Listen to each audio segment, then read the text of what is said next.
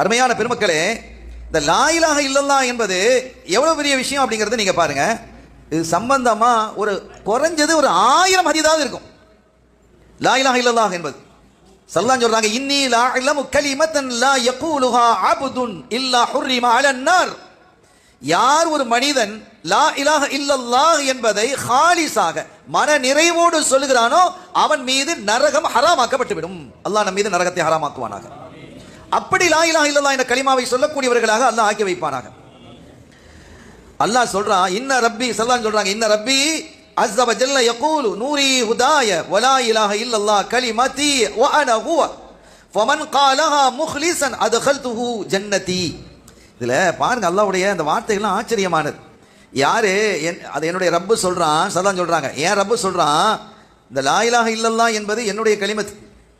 இதை யாரு சொல்றாங்களோ, ஹாலிஸா பரிசுத்தமா சொல்றாங்களோ அவங்கள நான் சொர்க்கத்துல நுழைச்சிடுவேன். அல்லாஹ் நம்மை நுழைப்பானாக. இப்படி சொன்னா சரிதான், ஆனா அந்த வார்த்தை அப்படி இல்லை. இன்னொரு வார்த்தை அல்லாஹ் கூடுதலாக இணைக்கிறான் பாருங்க. யார் அந்த லா இலாஹ இல்லல்லாஹ்வை பரிசுத்தமாக சொல்கிறாரோ அவரை நான் என்னுடைய சொர்க்கலோகத்திலே நுழைப்பேன். சொர்க்கம் என்பதற்கும் என்னுடைய சொர்க்கம் என்பதற்கு இடையில வித்தியாசம் இருக்கு.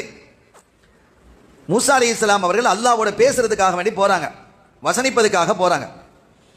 போகும்போது போற வழியில ஒரு மலை பிரதேசத்தில் ஒருத்தர் தனியாக இருந்து அல்லாஹ்வை வணங்கிட்டு இருக்கிறார். தனியாக இருந்து ஒருத்தர் வணங்குறாரு என்றாலே அவருக்கு முகஸ்துதி இருக்கார்.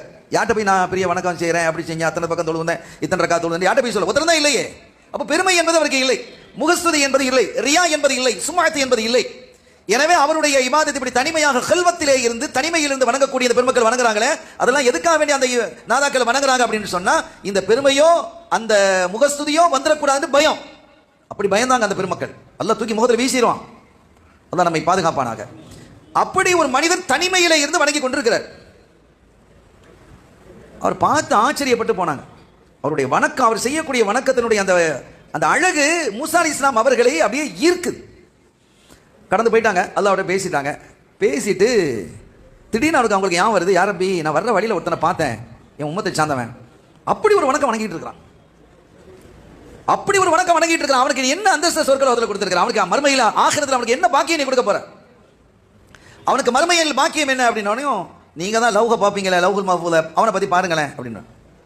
அப்போ கம்ப்யூட்டர் பார்க்குறாங்க, மூசா அலைஹிஸ்ஸலாம் பார்க்குறாங்க. அதில் எழுதியிருக்குது, இன்ன அபுதி ஓ கமாக்கால், கரெக்டாக எனக்கு சொல்ல முடியல, அந்த வாசகத்தினுடைய கருவை சொல்கிறேன், இன்ன அபுதி ஃபின்னார், இந்த என்னுடைய அடியான் நரகத்திலே இருப்பான் அப்படின்னு போட்டுருக்கு, நரகத்திலேன்னு போட்டுருக்கு. எப்படி மூசா அலைஹிஸ்ஸலாம் அப்படி அதிர்ந்துட்டாங்க. யா ரப்பி, பார்த்துட்டீங்களா, பார்த்துட்டீங்கல்ல, போங்க போயிட்டே இருங்க. அப்படி மனசுலாம் கனத்து போயிடுச்சு. திருப்பி வர்றாங்க, இவன் தொழுதுகிட்டே இபாதத்திலே கிடக்கிறான். இந்த மனுஷன் அப்படியே கிடக்கிறான், தனிமையில் இருந்து இபாதத்தில் மூழ்கி இருக்கிறான். அவன் தொழுகையை விட்டு கொஞ்சம் ஓய்வு அடைகிற வரைக்கும் கொஞ்சம் அப்படி நிதானமாக இருந்துட்டு, இந்தப்பா நான் மூசா வந்திருக்கிறேன் தெரியுது, நான் அல்லாஹ்விட்ட பேசிட்டு வந்தேன், நீ வணங்குற வணக்கம் என்னுடைய கல்வியெல்லாம் ஈர்த்துட்டு அவ்வளோ அழகாக இருந்தது, அப்படி பரிசுத்தமான வணக்கமாக இருக்க போய் தான் என்னை ஈர்க்குது. அதனால் நான் உன்னுடைய நிலை என்னங்கிறது எல்லாட்ட கேட்டேன், நீங்கள் லௌக பாருங்கள், லௌகுல் மஹ்ஃபூதில் பாருங்கள் அப்படின்ட்டான். நான் பார்த்தேன். சரி என்ன அப்படின்னு அவங்க கேட்குறான். ஒன்றும் பதட்டம் இல்லாமல் சாதாரணமாக கேட்குறாரு அவர். இன்ன ஆதா இன்ன அபுதி பின்னார், இந்த அடியான் நரகத்திலே அப்படின்னு இருக்குது. எப்படி இருக்கும்? இவ்வளோ காலம் தொழுது வணங்கி தனிமையில் கடந்து அவனோட நம்ம போராடி கிடக்கிறோம், சைத்தான நப்சை எல்லாத்தையும் உடைச்சி அல்லாஹ்வே சரணாகத்தில் கிடக்கிறோம், நரகத்தில் போட்டு இருக்கிறானு கொஞ்சமாக அழுவவா செய்யணுமா இல்லையா, துடிக்கணுமா இல்லையா, ஒன்றும் இல்லை அப்படியா அப்படின்னு தொழுவ ஆரம்பிச்சிட்டார். என்ன மனுஷன்டா இவன், நரகத்தில்னு சொல்கிறேன், இவரை கண்டு கிடாமல் தொழுதுட்டு இருக்கிறான், நம்ம சொன்னது விளங்க இல்லையோ.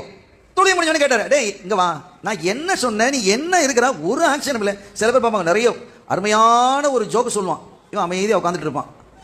எப்படி இருக்கும், எவ்வளோ பெரிய கடுப்பாக இருக்கும். அந்த மாதிரி இவங்க இவ்வளோ பெரிய விஷயத்த சொல்லி இருக்குது, எதுவும் இல்லாத மாதிரி நீ தொழுறியப்பா. இப்போ என்ன, இப்போ நான் சொன்னது உனக்கு விளங்கிச்சா? ஆமாம் விளங்கிச்சு. என்ன விளங்கிச்சு? தொழுது கொண்டிருக்கக்கூடிய சொல்லின்னு அதில் வருது, இந்த தொழுது கொண்டிருக்கக்கூடிய இந்த அடியான், இந்த என்னுடைய அடியான் நரகத்தில் அப்படின்ட்டு நீங்கள் சொன்னீங்க, உனக்கு விளங்கிச்சு இல்லை? ஆமாம் விளங்கிச்சுன்னு சொல்லி தொழ ஆரம்பிச்சிட்டான். இவன் என்ன செய்யறது? கொஞ்சம் வெயிட் பண்ணாங்க. அடே நான் என்ன சொல்கிறேன், நீ என்ன பண்ணிட்டு இருக்கிற நீ? அவன் சொன்னான், நீங்கள் என்ன சொன்னீங்க? இதோ தொழுது கொண்டிருக்கக்கூடிய என்னுடைய அடியான் நரகத்திலே அப்படி தானே சொன்னீங்க? ஆமாம். இதில் நான் என்ன கவலைப்படுறதுக்கு, எனக்கு சந்தோஷப்படுறது தானே இருக்குது. நரகத்துக்கு போகிறது சந்தோஷமாடா? நரகம்லாம் சப்ஜெக்டை விடுங்க. இன்னஹாதல் அபுத, இந்த அடியான் தொழுது கொண்டிருக்கக்கூடிய இந்த அடியான் நரகத்திலே என்று சொல்லி இருந்தால் நான் அப்படியே துடிச்சு போயிருப்பேன், அழுது புலம்பி இருப்பேன். ஆனால் நீங்கள் என்ன சொன்னீங்க? அல்லாஹ் என்ன எழுதி வச்சுக்கிறான், தொழுது கொண்டிருக்கக்கூடிய இந்த என் அடியான் அப்படின்னு அல்லாஹ் சொல்றான். அவன் என்னுடைய அடியானாக என்ன கபூல் செய்து எனக்கு போதும், சொர்க்கம் தேவையில்லை, எங்க போட்டாலும் பரவாயில்ல, நான் அவனுடைய அடியான் அல்லாஹ் கபூல் செஞ்சுட்டானா இல்லையா? எப்படி பார்க்கறாங்க பாருங்க. மூசா நபி அப்படியே அழுதுட்டான். யா ரப்பி, இப்படி ஒரு அடியானா அப்படின்னு பாருங்க. லௌக பாருங்க, லௌக பார்த்தா தொழுது கொண்டிருக்கக்கூடிய இந்த அடியான் சுவனலோகத்தில் உச்ச நிலையில் இருப்பான் என்று அல்லாஹ் தஆலா லௌகத்தை மாத்தினான். யம்ஹுல்லாஹு மா யஷா, நாடினால் மாற்றுவான் என்று அல்லாஹ் சொல்றான் குர்ஆன்ல. அப்ப என்னடியாண்டு வந்துட்டாலே ஒரு விஷயம் இல்லையா? இங்க யார் லா இலாஹ இல்லல்லாஹ் என்பதை ஹாலிஸாக சொல்கிறாரோ அவரை நான் என்ன செய்வேன், என்னுடைய சொர்க்கத்தில் நுழைப்பேன் என்கிறான் அல்லாஹ். அப்ப அவனுடைய பொறுப்புல நம்ம இருக்கிறோம். அவனுடைய நேரடி கண்காணிப்பில் வர்றாங்கன்னா எவ்வளவு பெரிய பாக்கியம் அல்லாஹ் நமக்கு நசீபாக்குவானாக. இப்படி எண்ணற்ற லா இலாஹ இல்லல்லாஹ்வை பற்றிய ஹதீதுகள், ஏகப்பட்ட ஹதீதுகள் இருக்கிறது. எந்த அளவுக்குன்னா ஒரு இடத்துல சொல்றாங்க, மாகால அபுதுல் லா இலாஹ இல்லல்லாஹ் ஃபி ஸாஅத்தின் மின் லைலின் அவ் நஹார், ஒரு தடவை லா இலாஹ இல்லல்லாஹ் ஒருத்தன் சொன்னா, ஏதாவது ஒரு நேரத்தில் சொன்னா அவனுடைய பட்டியலில் எழுதப்பட்டிருக்கக்கூடிய பாவம் அழிக்கப்பட்டு அதே அளவிற்கு நன்மையாக ஆக்கப்பட்டுரும். பாவம் எவ்வளவு செஞ்சிருக்கா எல்லாத்தையும் நல்லா நன்மை ஆகிடுவான். ஆனா நம்ம சொல்லக்கூடிய இந்த லா இலாஹ இல்லல்லாஹ் ஹாலிஸாக இருக்கணும், பரிசுத்தமா இருக்கணும், அல்லாஹ்வை அஞ்சியதாக இருக்கணும். சும்மா வெறும் போற போக்கில் என்ன செய்யக்கூடாது, இதை பார்த்துக்கிட்டு தவாம் செஞ்சுட்டு இருக்கிறான்ல அந்த கதையில் இருக்கக்கூடாது, வீடியோவை பார்த்துக்கிட்டு போனை பார்த்துக்கிட்டு தவாம் செய்யற மாதிரி இருக்கக்கூடாது. தன்னுடைய கல்வை அல்லாஹ்வின் பக்கம் திருப்பி அந்த சிந்தனையிலே என்ன செய்யணும், தவாப் செய்ய வேண்டும். அந்த சிந்தனையிலே லா இலாஹ இல்லல்லாஹ் என்பதை சொல்ல வேண்டும். அப்படி சொன்னால் அவனுடைய பாவம் எல்லாம் அழிக்கப்படும் என்று கண்மணி முஹம்மது ரசூலுல்லாஹி ஸல்லல்லாஹு அலைஹி வஸல்லம் அவர்கள் குறிப்பிடுகிறார்கள்.